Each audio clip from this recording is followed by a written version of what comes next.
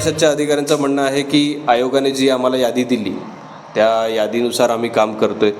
निवडणूक आयोगाचं म्हणणं आहे की याच्यामध्ये जे काही हरकत किंवा जे काही करायचं असेल ते नगर परिषद करेल. आम्ही याच्यामध्ये आता काहीही करू शकतो. नमस्कार, आपली न्यूजमध्ये तुमचं सहर्ष स्वागत आहे आणि आपण बघत आहात आपली न्यूज. पालघर नगर परिषद 2025चं बिगुल निवडणुकीचं वाजलेलंच आहे आणि सर्व नागरिकांना उत्सुकता आहे की पुढील 5 वर्षाचा जो कारभार आहे तो कोणाच्या हातामध्ये जाणार आहे आणि निस्वार्थपणे न भ्रष्टाचार करता या पालघर शहराचा विकास येणारे जे नगरसेवक आहेत ते कशा पद्धतीने करणार आहेत, हा सर्वात अत्यंत जिव्हाळ्याचा प्रश्न सर्व नागरिकांचा राहिलेला आहे. परंतु आपल्याला हेही पाहायला भेटत आहे की पालघर नगर परिषद निवडणूक 2025 जशी लागू झाली त्याचं आरक्षण सोडतसुद्धा लागू झालेलं आहे आणि प्रत्येक नगर परिषद मग ते पालघर असोत, डहाणू असोत, विक्रमगड असोत, वसई असू देत, जव्हार असू दे, तर अशा सर्वांना आरक्षित जागासुद्धा जाहीर झालेल्या आहेत. परंतु सर्वात महत्त्वाचा या ठिकाणी प्रश्न निर्माण होत आहे की पूर्ण देशभरामध्ये आपल्याला पाहायला भेटत आहेत विषय म्हणजे मतचोरी.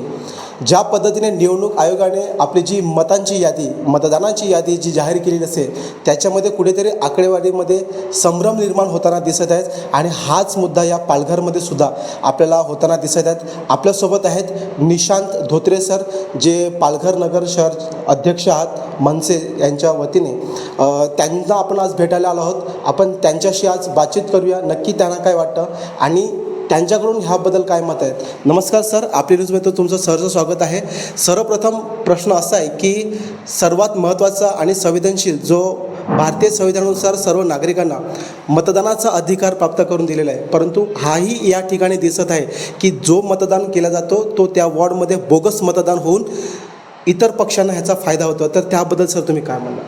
बघा, प्रभाग क्रमांक 10 ज्या वेळेला मी मागच्या निवडणुकीला मी पालघर नगर परिषदची निवडणूक लढवली त्यावेळेला माझ्या प्रभागामध्ये 2800 ते 3000 मतदार होते. त्यांची संख्या 4055वर गेलेली आहे. आता ही यादी ज्या वेळेला आरूप मतदार यादी आली, आमच्या टीमने त्याच्यावर काम करायला सुरुवात केली.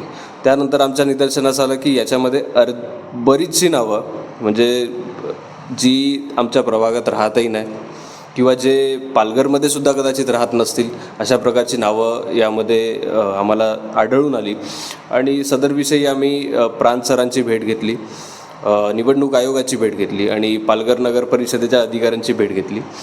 नगर परिषदच्या अधिकाऱ्यांचं म्हणणं आहे की आयोगाने जी आम्हाला यादी दिली त्या यादीनुसार आम्ही काम करतोय. निवडणूक आयोगाचं म्हणणं आहे की याच्यामध्ये जे काही हरकत किंवा जे काही करायचं असेल ते नगर परिषद करेल. आम्ही याच्यामध्ये आता काहीही करू शकत नाही. तर विषय असा तयार होतो आहे की आम्ही फक्त ही प्रभाग क्रमांक 10ची यादी आम्ही तिकडे आमच्या शिष्टमंडळ ज्या वेळेला गेलो होतं भेट घ्यायला त्यावेळेला त्यांना दाखवली. याच्यामध्ये पालघर शहराच्या हद्दीबाहेरची नावं आहेत. मनोर वेळगाव, त्याच्यानंतर संत रोहिदास नगर जी पालघरमध्ये नाहीच आहे, अशा ठिकाणची नावं जर या याद्यांमध्ये, तर लोकशाही प्रक्रिया जी आपण म्हणतोय की निवडणूक जी प्रक्रिया आहे ती पारदर्शकपणे पार पडते का, हा एक मोठा सवाल इकडे उपस्थित झालेला आहे. त्याचबरोबर जे पत्ता आहे तो पत्ता अपूर्ण, फक्त घराचे नंबर दिले जातात. काही ठिकाणी नॉट अवेलेबल NA एवढंच टाकून मोकळे झालेले आहेत. काही ठिकाणी क्वेश्चन मार्क, काही ठिकाणी घर क्रमांक 0 अशा प्रकारचे सर्व पत्ते दिलेले आहेत. आम्हाला पडलेला हा प्रश्न आहे, जरी समजा आम्हाला कळतं आहे की हा व्यक्ती या विभागातला नाही आहे, हा दुसरा कुठला तरी असावा, शोधायचा कसा? जर तुम्ही पत्ता दिलेलाच पूर्ण नाही आहे किंवा दिलेला पत्ताच चुकीचा आहे, आम्ही शोधायचा कसा? हा आमच्यासमोर आत्ता प्रश्न आहे.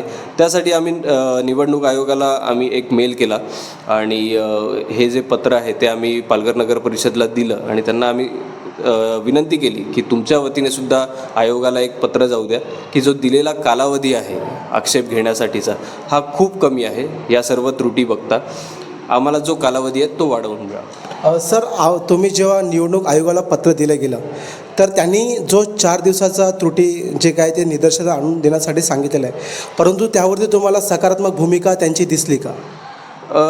त्यांचं स्पष्ट म्हणणं होतं की आता जी यादी आलेली आहे त्याच्याबाबत तुम्हाला जी काही हरकत घ्यायची झाली तर तुम्ही फक्त नगर परिषदमध्येच घेऊ शकता, त्या व्यतिरिक्त त्या गोष्टीमध्ये काहीही वेगळं बदल असा होऊ शकत नाही. मग जेव्हा तुम्ही नगर परिषदला ही गोष्ट निदर्शन आणून दिली मग त्यांचं काय उत्तर होतं? नगर परिषद म्हणते की आम्हाला आयोगाने दिलेली यादी आहे आणि आम्ही ती तुमच्यापर्यंत पोहोचवलेली आहे. आम्हालासुद्धा कळत नाही आहे का कोण मतदार कुठला आहे. नक्कीच, म्हणजे आता जी तुम्हाला आढळून आलेला जो वॉर्ड क्रमांक जे प्रभाग आहेत त्याच्यामध्ये जी संभाव्यता जी यादी आहे त्याच्यामध्ये अन्य विभागातील माणसांची घुसखोरी तसेच त्यांचा कोणताही पत्ता नाही, कोणताही घर नाही असं निदर्शनात आलेलं आहे. हे तुम्ही त्यांना दाखवूनसुद्धा ते एकामेकांवरती ढकलण्याचं काम करत आहेत. मग ह्याच्यामध्ये तुम्ही तुमची आता भूमिका काय घेणार आहे? 100% ह्याच गोष्टी घडतात आणि आम्ही सध्या उद्या ही आक्षेप घेण्याची शेवटची तारीख आहे आणि जे कोणी बोगस मतदार वगैरे आहेत त्या संबंधित किंवा जे आमच्या प्रभागामध्ये राहत नाही किंवा जे दुसऱ्या प्रभागातले आहेत आमच्या प्रभागात आलेत, आमच्या प्रभागाची नावं दुसऱ्या प्रभागात टाकण्यात आलेली आहे, तर या सर्व गोष्टीवर उद्या आम्ही आक्षेप घेणारच आहोत. आमची टीम त्याच्यावर पूर्ण काम करते की कशा पद्धतीने नावांचा जो घोळ झालेला आहे त्याविषयी, आणि उद्या नगर परिषदला आम्ही जाऊन तिकडे आक्षेप घेणार आहोत. नक्कीच, थँक्यू सर.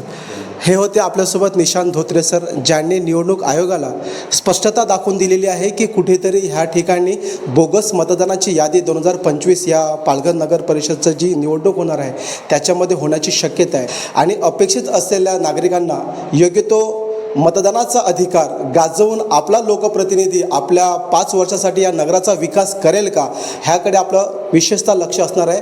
आपली न्यूजच्या वतीने आपण ह्या गोष्टीचा पूर्ण पालघरवासियांचा आणि होणाऱ्या संभाव्यत कामांचा, मग ते आरोग्याचा प्रश्न असेल, रस्त्याचा प्रश्न असेल, जिव्हाळ्याचा प्रश्न असेल, जे जे नगरसेवक आपले काम करतात त्याकडे आपलं पूर्ण लक्ष असेल.